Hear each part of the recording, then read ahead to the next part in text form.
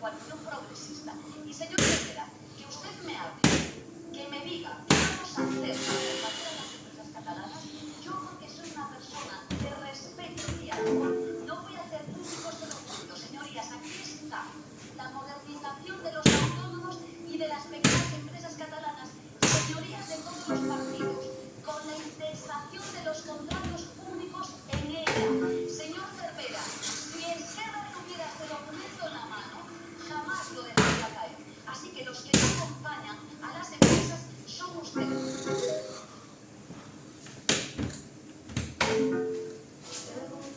Sientes esa pena y alma.